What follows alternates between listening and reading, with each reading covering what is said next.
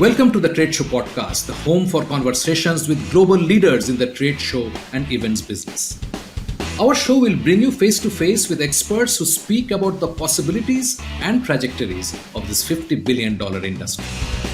I'm your host Shubhanjan Sarkar, founder of PitchLink, the next generation visitor engagement platform where our mission is to make conversion easy. Welcome to this episode of the Trade Show podcast. Thank you for listening and your continued feedback. If you have suggestions or you want me to dig in with a specific guest, please write to me at shubhanjan@pitch.link or message me on LinkedIn.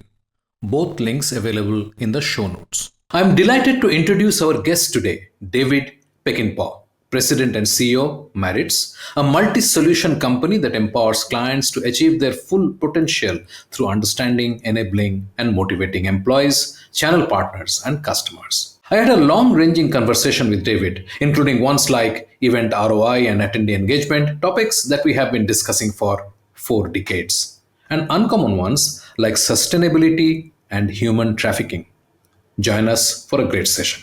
Yeah, I tell you right now, the corporate marketplace is really strong. And I think that's somewhat unusual because usually in any kind of economic sort of turmoil, what we see is the corporate market either holds tight or constricts.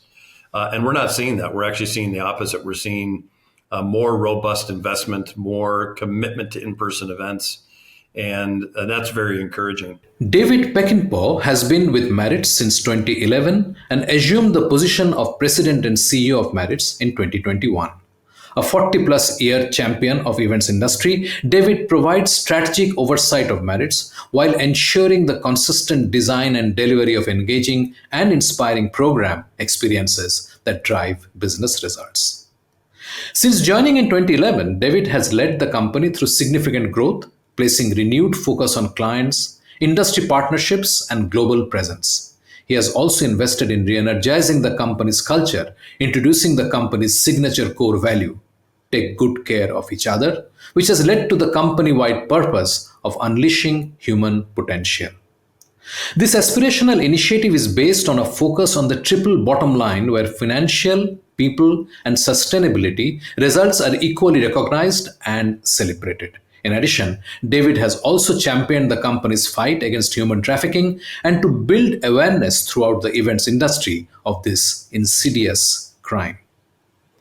His passion and advocacy on behalf of the events industry has earned David accolades and recognition from peers and organizations including MPI Rise Awards, Meeting Industry Leadership, the Joint Meetings Industry Council's Unity Award, Incentive Travel Council's Advocate of the Year Award, the Boeing Institute of International Business International Visionary Award, induction into the Events Industry Council's Hall of Leaders, a recipient of the 2025 Pact Freedom Awards, and the Lifetime Achievement Award, Business Event Organizer, as part of PCMA's Visionary Awards. David is a past member of the Board of Directors of PCMA, past chairman of the PCMA Education Foundation, and original co-chairman of the meeting's Mean Business Coalition. In addition, David is a certified meeting planner by the Events Industry Council, certified incentive specialist from SITE, and is a certified master designer from Maritz. David is married with 2 grown children and has a passion for sailing, skiing, and travel. Now, onto this insightful episode with David Peckinpaugh. David, welcome to the Trade Show podcast. I'm delighted to have you here and thank you for making time just before you have to hit a baseball game. Thank you, Shubhanjan. That's really nice of you and glad to be here. Thank you. I just want to dive right in and ask you about the competitive landscape that you see from where you are. We were just discussing that it's when we talk of events, trade shows, these are sort of separate packets yet somewhere connected to each other. What are you seeing? Yeah, it's Maritz is a very interesting company in that we serve virtually every market there is. We serve the corporate marketplace, and that includes incentive, brand events, massive corporate events, et cetera. We also serve the association market, and that's typically the association annual meeting, big trade shows as well.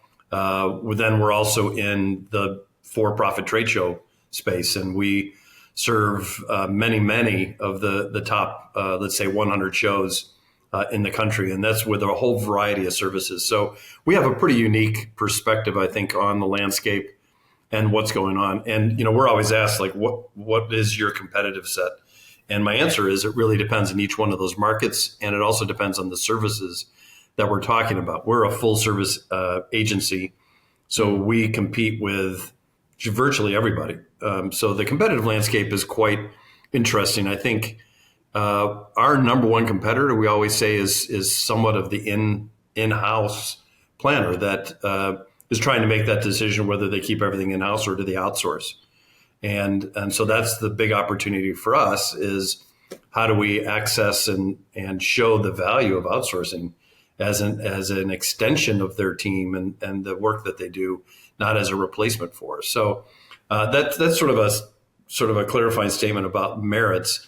I think if we're going to zero in on the trade show space, all of our personal experience, recent experience, is probably what you would expect. Very robust, very strong. I think for the last 4+ years, the investment and dedication to in-person trade show events has never been stronger. I think where we see sort of challenges on the outskirts are right now, from a U.S. perspective, is inbound international visitation. That's certainly taking a hit right now. And that is particularly true from our North America neighbors. Right. We're suffering quite a bit from Canada, and we're suffering quite a bit from Mexico. And that has to do with some of the more geopolitical issues that are swirling around, from tariffs to governmental relationships. So, but we're still very bullish on the marketplace, very confident in the future, and so right now it's a very strong marketplace with some challenges that we all are having to deal with. I will come down to challenges, but before we leave this topic, when you look at this, the entire gamut or spectrum of things that Maritz is into, what are the big growth engines that you see, say, over the next 5 years? Yeah, I tell you right now, the corporate marketplace is really strong. And I think that's somewhat unusual because usually in any kind of economic sort of turmoil, what we see is the corporate market either holds tight or constricts. And we're not seeing that. We're actually seeing the opposite. We're seeing more robust investment, more commitment to in-person events. And that's very encouraging. I think the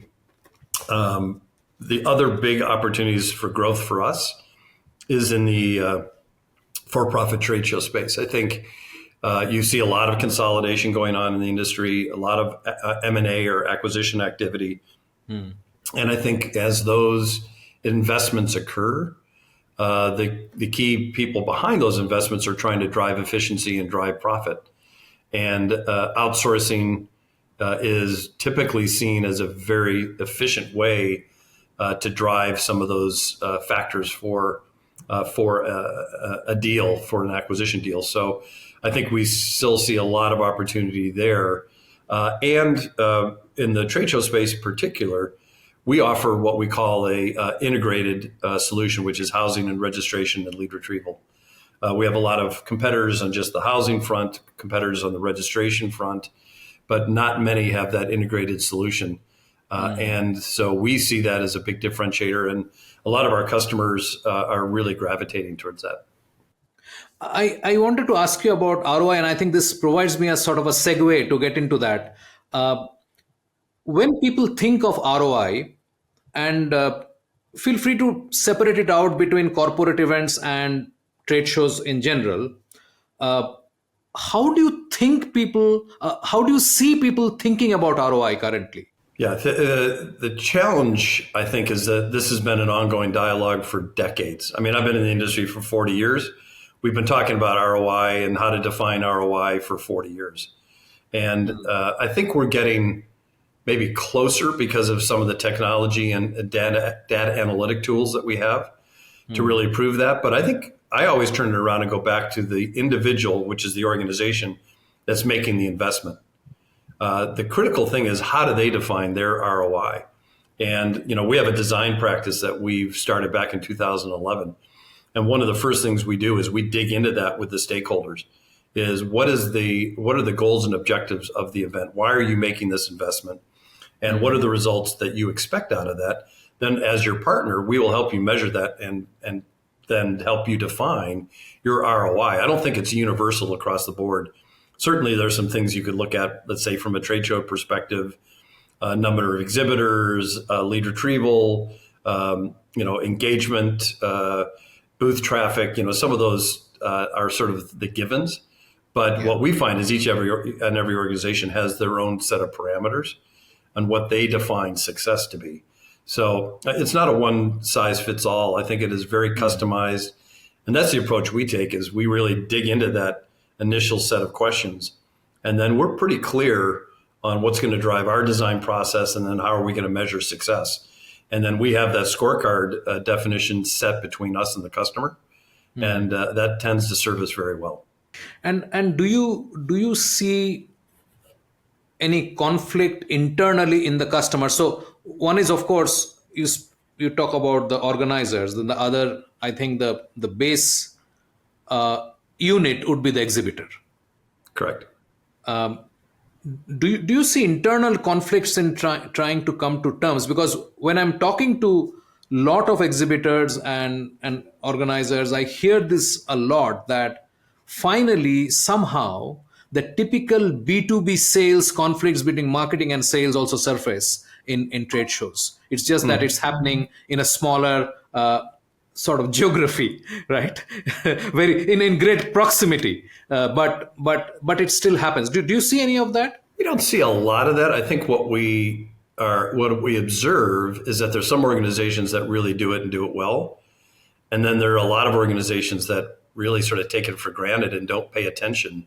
So we try to help them improve their approach to their own data analytics. We have a tool called EventBit, which is something we rolled out almost a decade ago, which is the measurement of behavior on the trade show floor.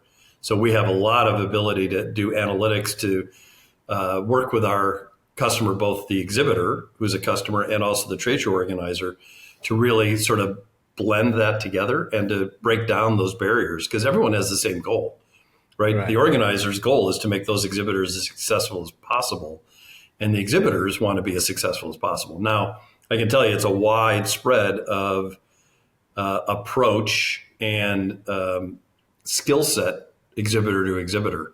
Some really get it. They know how to really organize and execute an effective trade show booth, and there are a lot that still don't get it. And it's amazing to me to this day that you'll walk by and someone's eating in the booth and not paying attention, and you just scratch your head because of the investment these companies are making. But the ones that are really good and sophisticated, they have their own data analytic tools. They know exactly what to do with those leads, and they're very efficient in the follow-up and the sales and marketing process to maximize the investment they're making. So we don't see a lot of that conflict. And what we're trying to do is to help break down those barriers and make that more efficient. I'll quickly run by a piece of statistics, which I again hear a lot. It seems that 70% of exhibitors do not follow up on the leads that they capture. Would you agree with that? Yeah, it's astounding. That's kind of what I was alluding to, is that the organizations that are really sophisticated and on top of it, that could never, ever occur. But there are a lot. You see all those statistics and you just shake your head. I mean, it's, why are you making the investment? And it's investment not in just the cost of the booth, but it's personnel, it's travel, it's all the ancillary expenses that come into play. When we do exhibit at a lot of shows, I can tell you that's not how we approach it, right? We have a very robust process and methodology, and not only how we capture the leads, how we follow up, and how we nurture those leads.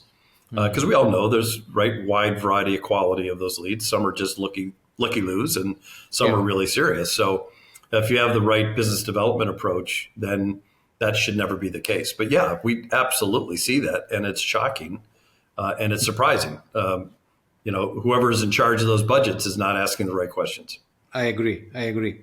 I will. You are talking about the strong comeback over the last 3-4 years of the industry. So I want to go back to COVID. I mean, Ah, everybody. I mean, it's a it's a watershed event. So no question yes, about it that. is.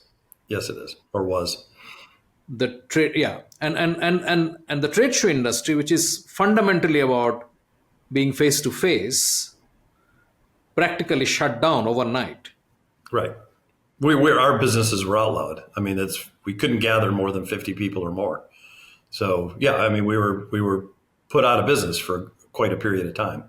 I just want to know, I mean, as a CEO, what were you thinking when this first hit, and how did you sort of maneuver through this stage? I mean, I think Yeah. it must have been like very, very challenging. Oh, it was hell on wheels. I mean, there's no doubt about it. And I think a lot of us have PTSD coming out of that to some degree. And you think back and it's almost like a mirage, right? Because it just hit so fast and so hard.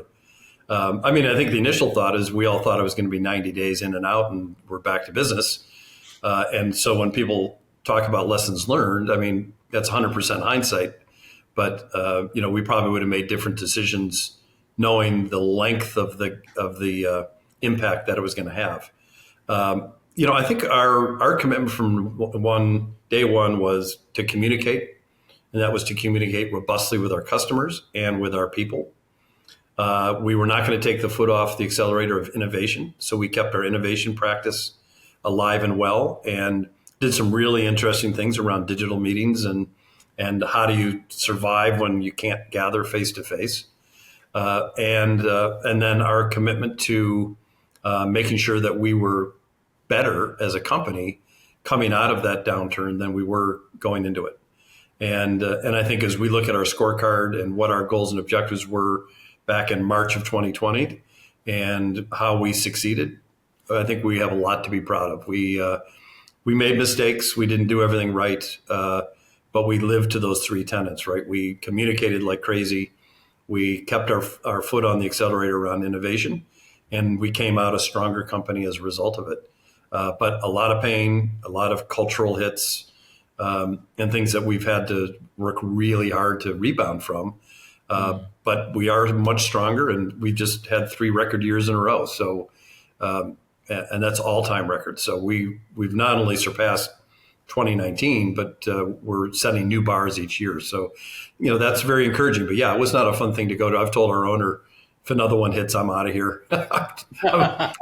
I'm too old to go through that again. Let somebody younger do it. But yeah, it took everything we had to get through those days. Would you recollect a specific challenge which you thought was going to be insurmountable, but then you figured it out? I mean, what comes to your mind as the biggest one?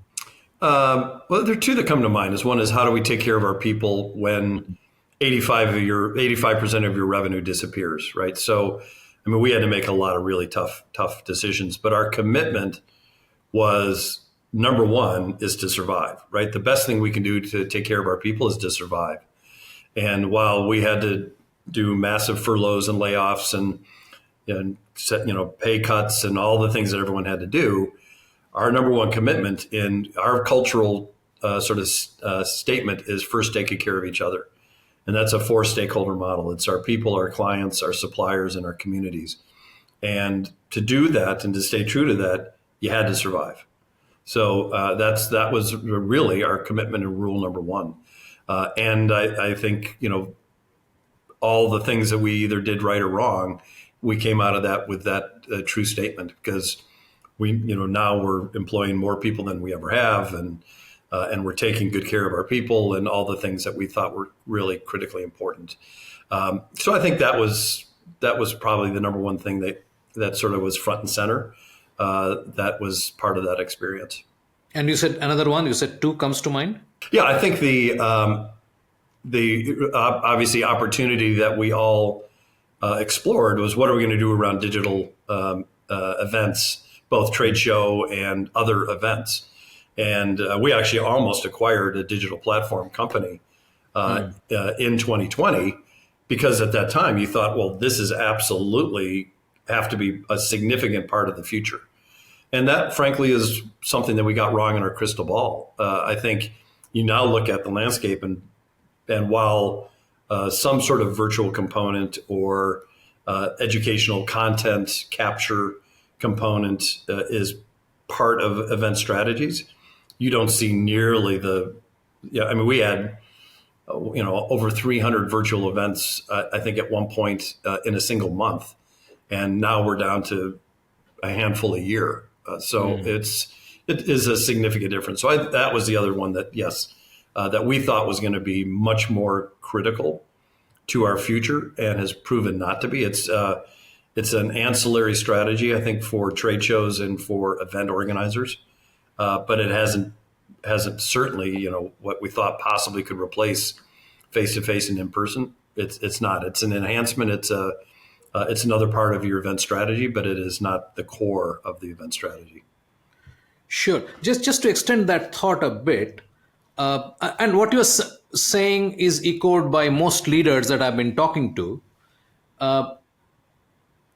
Why do you think this happened? Because there is a value to the digital component, especially when people have to travel to go to a certain Right. certain show. Obviously, the efficacy of a face-to-face meeting cannot be done through this, especially when you're trying to do something more than exchanging content or Right. pleasantries and so on. Why do you think that the decline of digital conferences, shows, whatever you call them, was this steep? I think it comes down to, a couple things. I think one, it comes down to basic human behavior, and Maritz has built our business for 132 years on a deep understanding of human behavior, neuroscience, and the fact is, people crave to gather, and that was never shown to be more true than as we exited out of the pandemic in 2021, and et cetera. So I think that's fundamental on what we found. Also, I think there was a massive fatigue, which also, I think, had it been more incremental, maybe it would have taken hold more permanently. But I think because we were all so dramatically forced into that environment, and we found it so non-inspirational, is that a word? Non-inspiring, that people then immediately gravitated back to trying to meet in person. A couple things that we've learned is, and it's something we've been saying now for a number of years, is that the impact of that is that now we find that time is the currency of events. And that's something I talk a lot about, is how people now invest their time is really, really critical to them. And so if they're making the decision to get on a plane, travel, stay in a hotel, attend a conference, the value that has to be delivered through that event, whether it's a trade show or a corporate association event, has got to be significant. And so I think that's put more onus on the organizer, the designers of those events, so that those individuals are making that decision, right? That I want to invest my time and here's the benefit I'm going to get. And that value outweighs the opportunity to hop online and listen to content. But I think, that's part of it. And I think the other is, from an organizer perspective, you have to provide unique value in that in-person gathering that simply cannot be done in a virtual environment. And so, we organize our own events for our clients and our partners, and we take that very seriously in our design practice, right? We've got to make sure that what we're doing in person simply cannot be done in a virtual environment. And that shines through, and that differentiates, and that makes the investment in those events absolutely worthwhile. So, I think that's the fundamental answer. Is it comes out. It's like what we see in our office. We don't have an office mandate, yet our offices are full and busy, our physical offices. And our people have the ability to work from home. And I can tell you in 2021 and 22, offices weren't full. But the last 2 or 3 years, particularly Tuesday, Wednesday, Thursday, Monday, Fridays are a little lighter, particularly Fridays. But other than that, our parking lots are full. Our people are there. They're energized. Teams are meeting. I mean, it just makes a difference. You just do things differently when you're in person than you do in a virtual environment. So it's kind of a long-winded answer, but I think it's those. No. This is great because I want to talk a bit about attendee engagement, but I'll come to that in a moment. I still want to sort of talk to you about the innovations that's happening in Maritz. Great. What kind of areas are you seeing the innovation happening? Uh, what was the goal or idea with which you started the design practice? I just want to dig in with a few of those where you experimented with things which were not typically part of this industry, right? Yeah, I think the one of the things that we're most proud of is our design practice. And I go back to 1999 when I was with a company called Confron that became Experience that we acquired in 2012. I was introduced to a gentleman by the name of Jim Gilmore. And Jim and Joe Pine wrote a book called It's All About Design and Practice. It's, oh my gosh, I'm absolutely spacing on it. It'll come back to me, the name of his book. No problem. Sure. But anyway, the Pine and Gilmore book on experiences is really fundamental to why we have focused so much on design. I think what they brought, by the way, the book is The Experience Economy, Right. And has been now republished, and they've written books called Authenticity, and Jim has written a book called Look.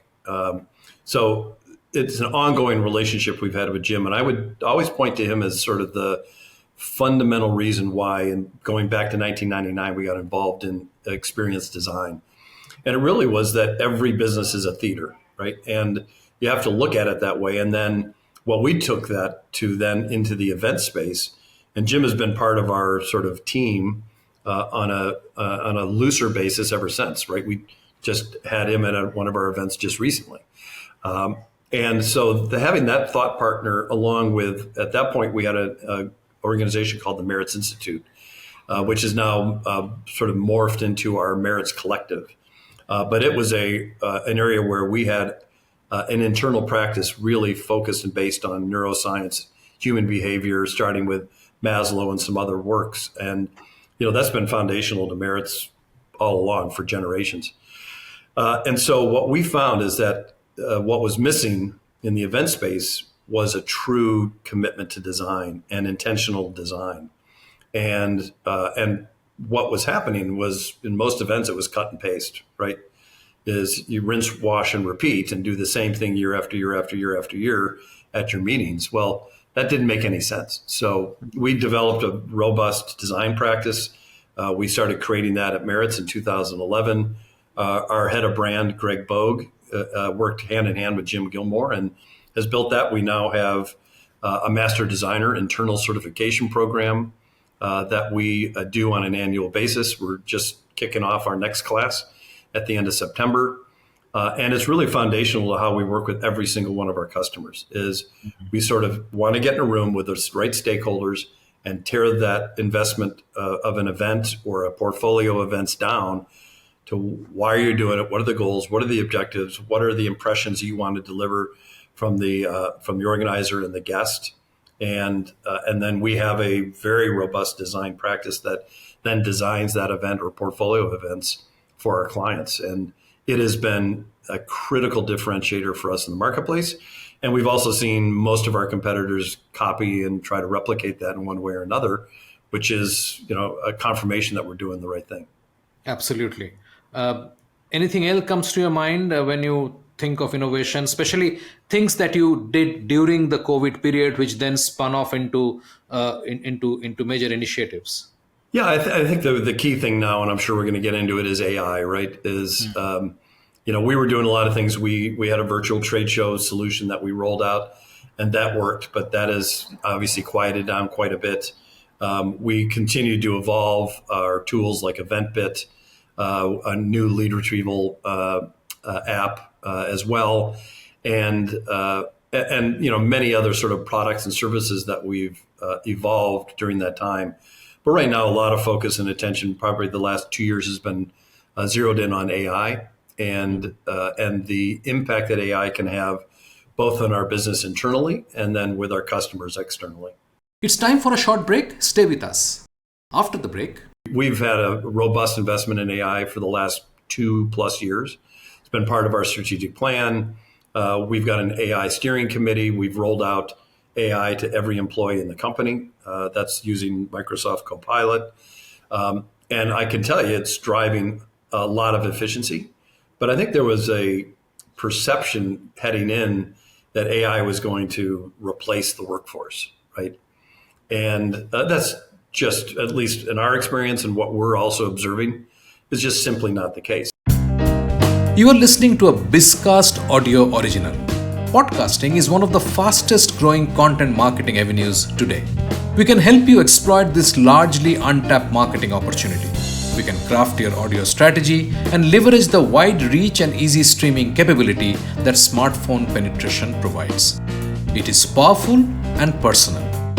Talk to us to find out how podcasting can help you build your brand and reach out to target audiences. Welcome back. I'm Shubhanjan Sarkar, your host for the Trade Show podcast and founder of PitchLink, the visitor engagement platform. Let's dive right back into the episode. AI is like possibly right now the most abused word as well. Absolutely. So, there's a great article that came out. I don't have it with me right now, but it came out of one of the big consulting practices, and it basically talks about the big lie of AI.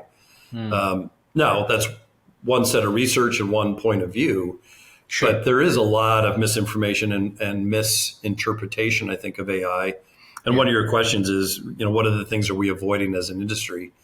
I don't think we're avoiding it, but I'm not sure we're being 100% realistic and honest about AI and the impact it can have on our business and our industry as a whole. So we've had a robust investment in AI for the last 2+ years. It's been part of our strategic plan. We've got an AI steering committee. We've rolled out AI to every employee in the company. That's using Microsoft Copilot. And I can tell you it's driving a lot of efficiency. But I think there was a perception heading in that AI was going to replace the workforce, right? And that's just, at least in our experience and what we're also observing, is just simply not the case. It's increasing productivity, it's increasing efficiency, it's driving process efficiency. And maybe we don't have to hire as many people, or maybe there's a role we don't have to backfill, but it's certainly not replacing our workforce. There are a couple areas that perhaps in the future might have a little more of an impact, but we're not seeing that. It's sort of the 80-20 rule, right? AI can get you 80% of the way, but that 20% is really the critical part. Yeah. And that requires human intervention. It requires the expertise and knowledge of our team in order to really deliver the value. So we went out, we did 12 different potential use cases for AI. We narrowed those down to 6, which are proof of concepts. And we're now executing against 6 different proofs of concepts at different timelines and different levels of investment. A lot of it is internal. You can look at areas of our business that, we have a proposal or solution design, a lot of efficiencies in how you capture content and then recraft that as part of your deliverable to a customer. You look at event billing, very complex, right? Massive spreadsheets, multiple spreadsheets. AI can really drive efficiency there. We've got some other opportunities around our meeting and event management team and all the processes and functions that they focus in on. So, each one of those is an opportunity for significant improvement in the business. And that's where we're zeroing in and focusing our time. And then you look at what is the impact on, let's say, a trade show attendee, right? How do you use AI to improve the lead retrieval process? How do you use it to improve the attendee experience, right? Because we do a lot of research and and study on the next wave of the attendee, right? My generation's quickly out of here, and it's all about Gen Z and Gen X, right? That's 75% of the workforce by 2030. That Yeah. also means that's 75% of the attendee base.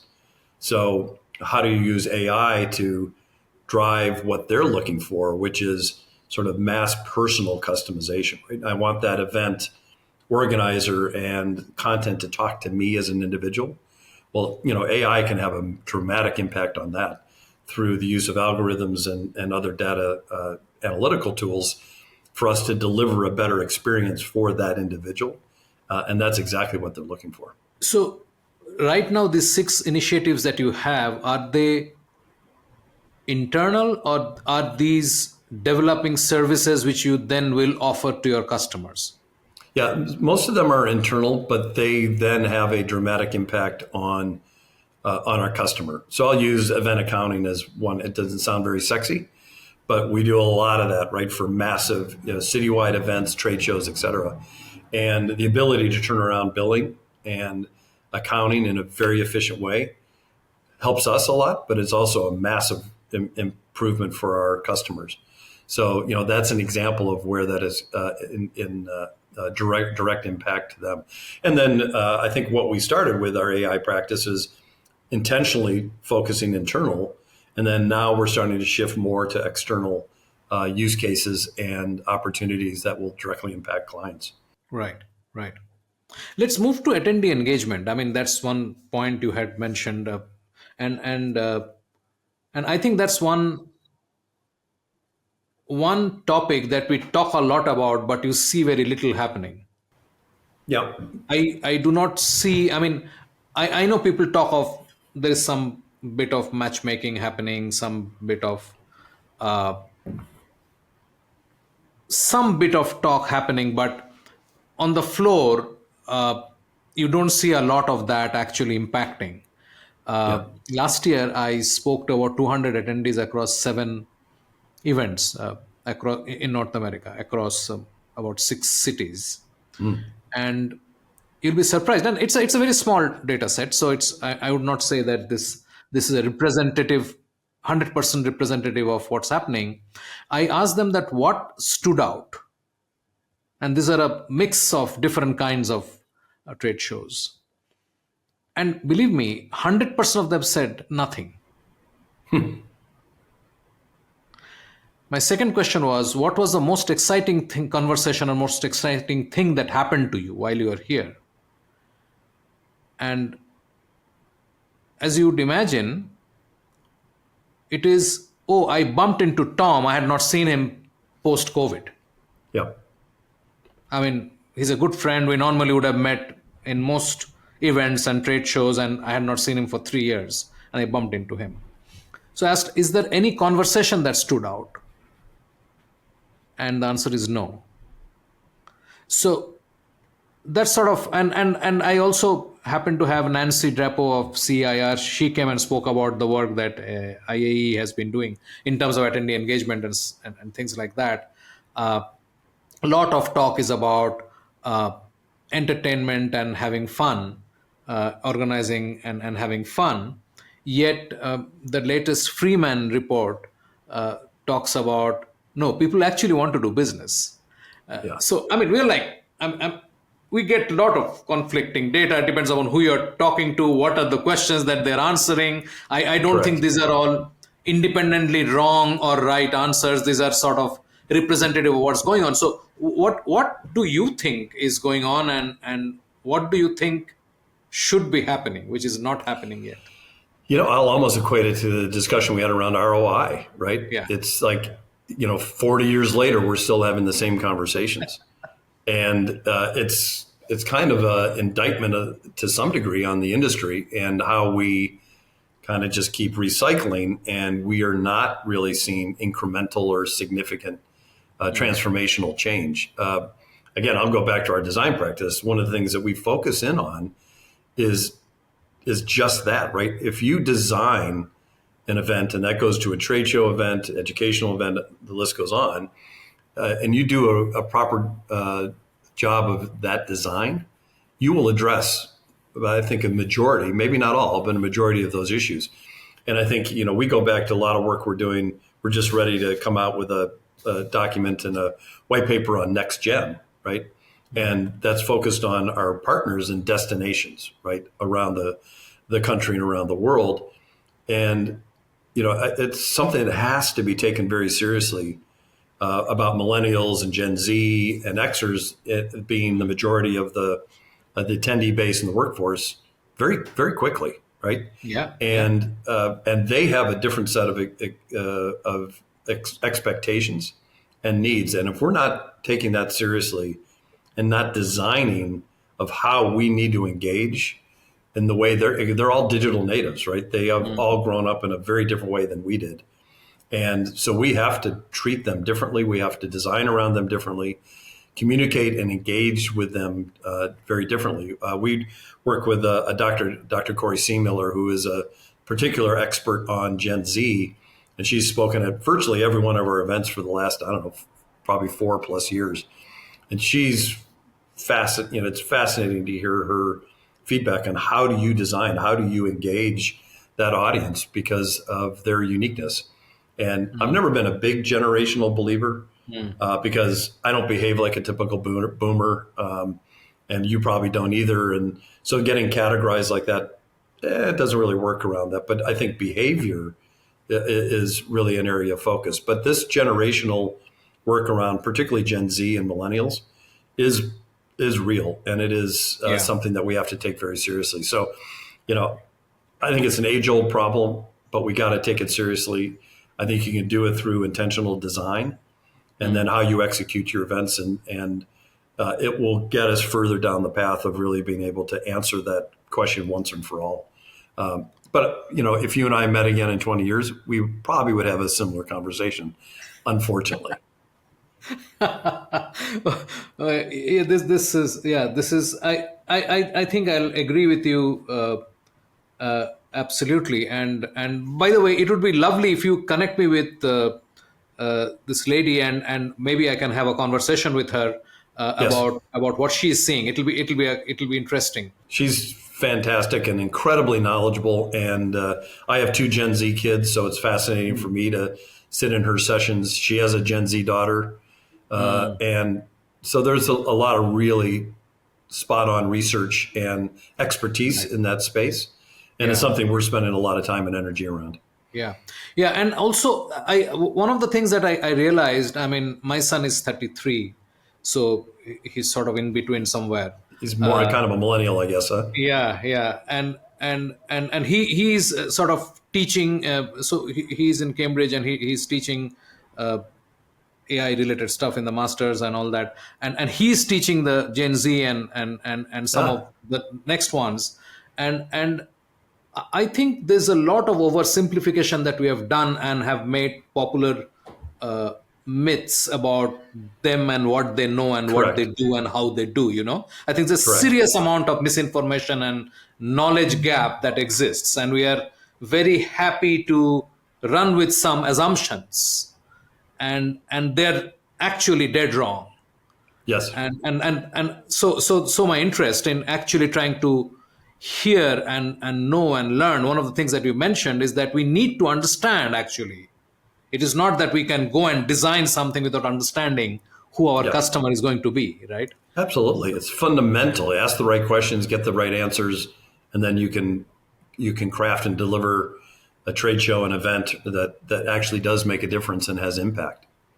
And engagement is the number one goal, right? You got to engage your audience no matter in what environment you're in. Yeah, absolutely. Want to touch on sustainability. This is something big for you, It is. and it's part of Maritz's, triple bottom line idea. Why do you think that this is still good to have, nice to discuss, but we really don't have to do much about it? Yeah, we look at it differently.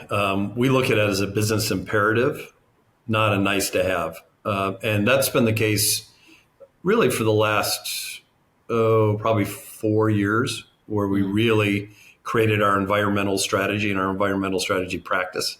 It's led by Rachel Riggs, who is phenomenal. She's been very active in the industry. She works with the EIC on a lot of their work, and then PCMA and other organizations as well. So we're not only working on ourselves, but we're trying to also help the industry. And we have a consulting practice around that. We have our own carbon measurement event tool that we use for our own events, and then we work with our customers on their events. But we see it as a business imperative. We've got a significant customer base that set specific standards for us as a supplier, as a vendor to them, that we have to meet. So it's not, a general thing. It's no, you've got to have a Ecovata score of X or a CDP score of X in order to be on an approved vendor list and to continue to do business. We had one client in the pharma space that canceled 4 events because they had internally exceeded their carbon footprint measurement. And so we've lost 4 events because of their internal requirements for their own events. So and I think a lot of this is driven by Europe and the EU, but also, more and more in the US, even with the current administration sort of taking their foot off the pedal, I'll just put it that way, around sustainability. States like California certainly are not. And, so for us to do business there, there's absolute requirements that we have to meet. And we see that, and we see more and more customers expecting us to be able to deliver against AI and AI measurements as well. So, those things are sort of going hand in hand. And I think as an industry, we've got to take it very seriously. You see what's going on with the airlines, and I'll just point to Europe again, right? Short haul flights are now under scrutiny. Travel as a sort of weaponizing travel because of its impact on the planet, maybe is taking a bit of a lull now, but I don't think it's going to go away. I think we have to be very aware of that. And as you know, airlines are critical to our business, right? If we don't have healthy airlines and the ability to fly, how are we going to get people to our in-person events? So I've always pointed to the airlines as critical partners that maybe have not always been seen as critical partners. And we have to continue to evolve and nurture those relationships and make sure that they're in tune with what's going on in the trade show and event space. Do you see organizers having similar standards? Like you mentioned your pharma client and you mentioned some other clients who are sort of forcing some numbers and sort of actively pursuing certain goals. Yep. Do you see many of the organizers sort of getting aligned there?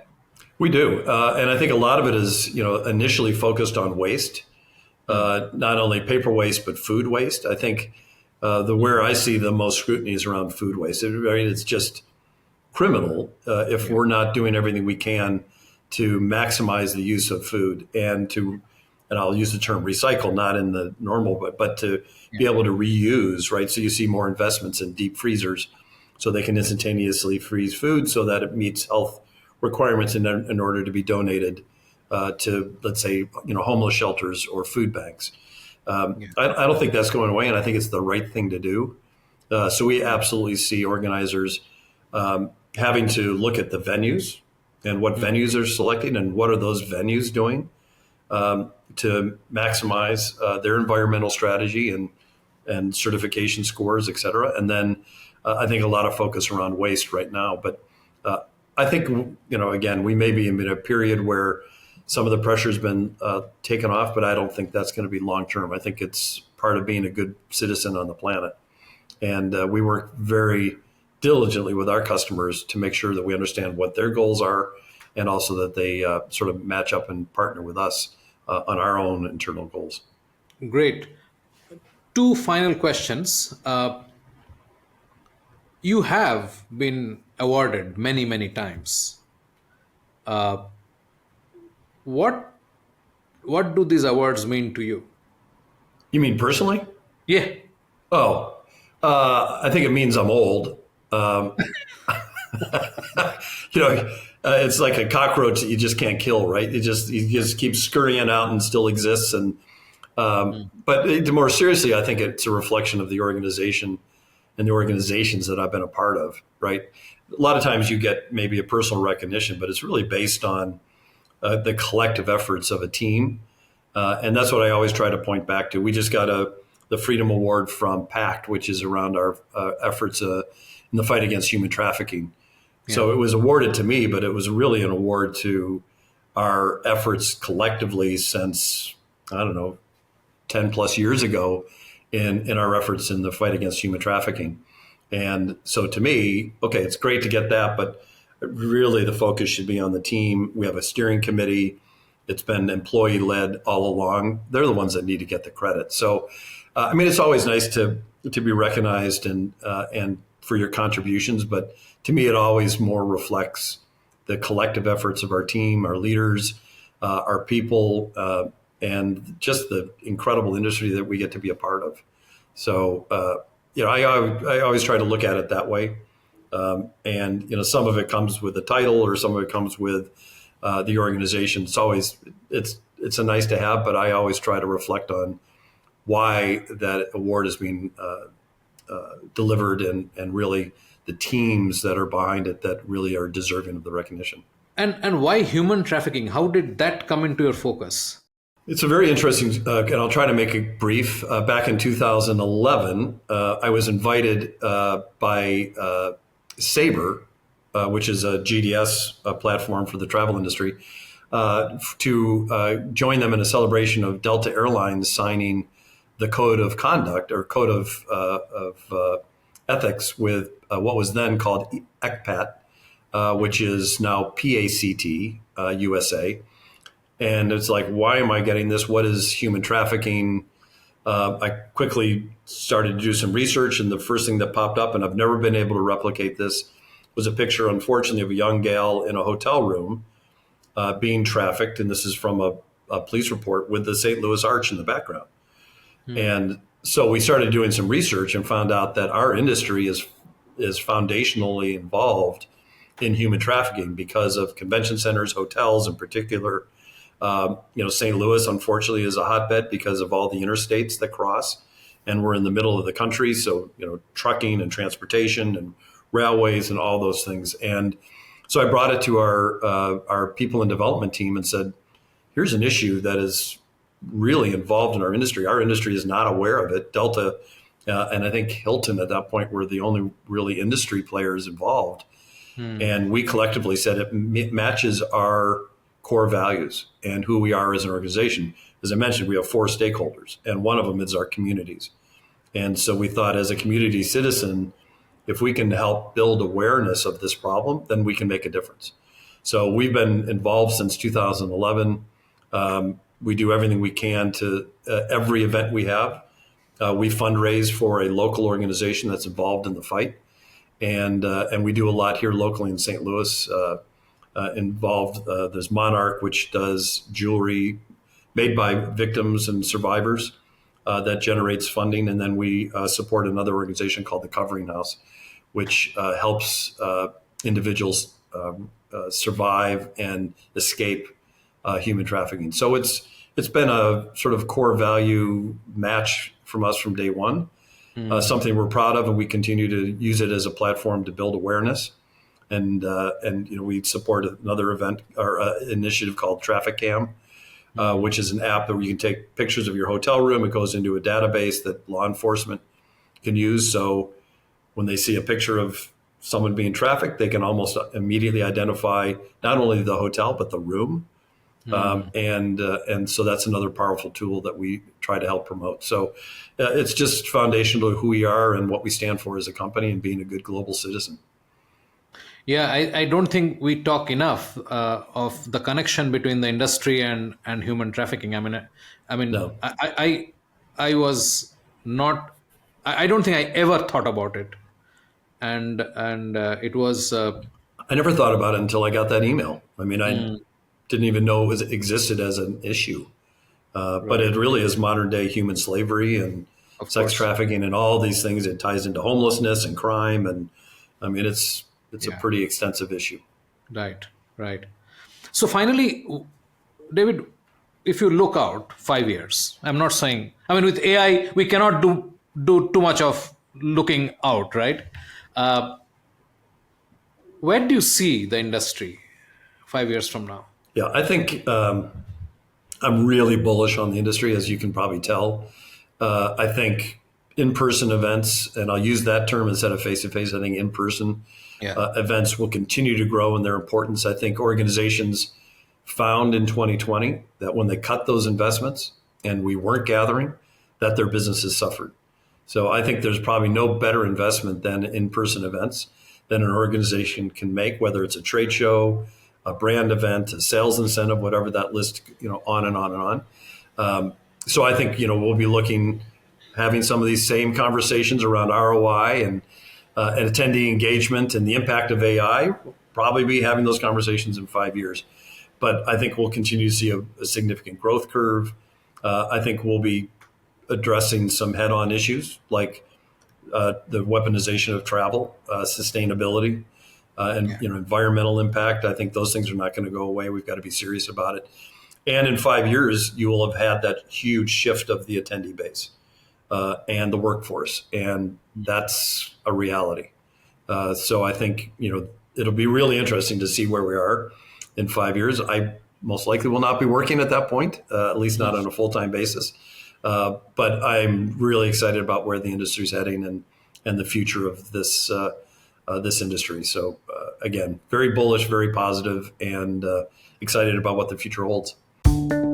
PitchLink makes buying easy by enabling high-quality engagement between buyers and sellers. Through its presentation and discussion modules, sellers create customized sales narratives using sales collaterals and personal videos and reach out to prospects through a non-intrusive, buyer-qualified engagement process. PitchLink requires no installation or download, contains and manages the entire repository of sales collaterals and buyer-seller conversations. Talk to us to know more about how you can engage with customers without interruption. Connect with us on LinkedIn or visit tradeshowengage.com. That is tradeshowengage.com. David Peckinpaugh, thank you so much for joining me today, and I really, really appreciate your time and all that you shared. Thank you, Sivajan. It's my pleasure. Thank you for the opportunity. We have a fantastic lineup over the next couple of episodes featuring great conversations on engaging your booth visitors and maximizing your ROI from your trade show investments. Subscribe in your favorite podcast app so you do not miss a single episode. Thanks for listening. Thank you for being with us today on the Trade Show Podcast, the podcast of record for the trade show and events industry. Here we talk to movers and shakers of the $50 billion trade show industry and identify ideas, challenges, tactics and strategies to leverage the first-party intent inherent in the trade show business. We hope this conversation helped inform and motivate as we all navigate a rapidly changing business environment. For us, these are enlightening conversations enriched with knowledge and expertise.